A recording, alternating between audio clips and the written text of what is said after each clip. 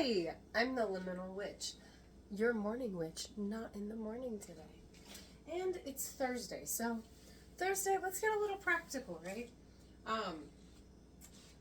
Something that a lot of people don't think about, it seems from what I know of my own experience, and if you are a people who does this already, then I commend you and I thank you, because the less we throw away, the better for our world, I think.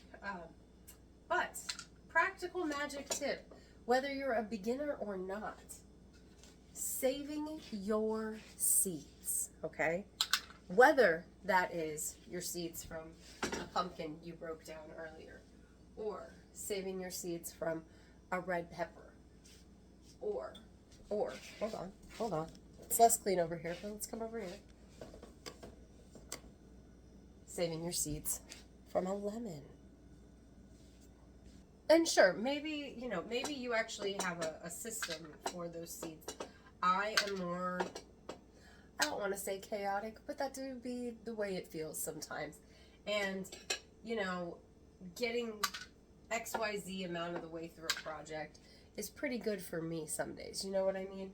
And like when it comes to my apple seeds, which I started saving several years ago, I do have a container that I put my apple seeds in. The seeds that I save to grow, I have them in containers as well to keep them separated so I know what's what for planting season, right?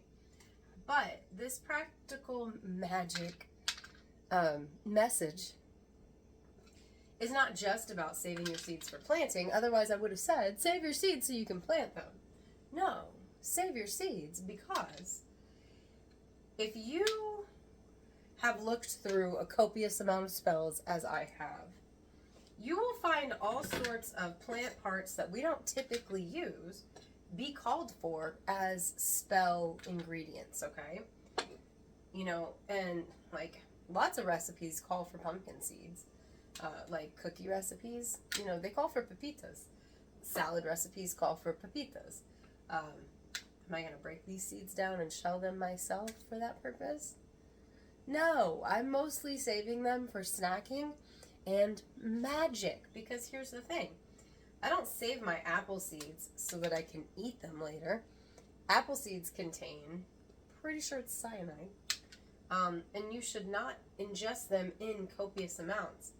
However, I have read about ingesting them as for anti-carcinogenic reasons, but that's not like a whole bunch of apple seeds, okay? Like that would be a seed or two out of an apple you're eating once in a while, kind of thing. And I'm not recommending you do that. I said I read it. I didn't say you should do that. My point is, I'm saving these seeds that we don't necessarily typically think about from my food sources, so I can clean them and dry them and save them for magical purposes. I have an entire jar of seeds for magical purposes.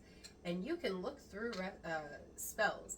And even if you write your own spell, seeds are a great way to have an essence of a plant without, if you have food insecurity or, you don't like wasting food, quote unquote, well, the seed holds the essence. The seed holds its very own properties, and you tend to not eat seeds out of things. A lot of people don't. I mean, to the point that we like actually bioengineered food so that it wouldn't have its seeds. Like, ew.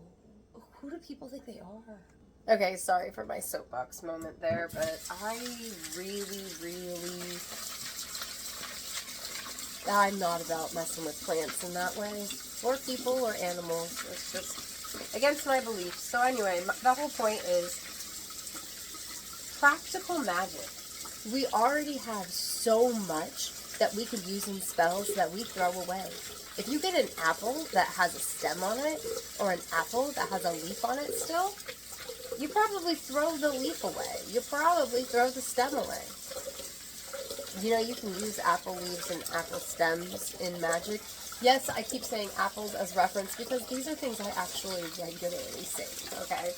But I also regularly save my iris seeds. And I regularly save a lot of other things because They can be useful in your everyday life, and they can be useful in magic. And that is living a magical life. So, yeah, that's our Thursday message. Is be practical. Save the things like seeds that we would otherwise throw away, but can be very useful to us and our magic.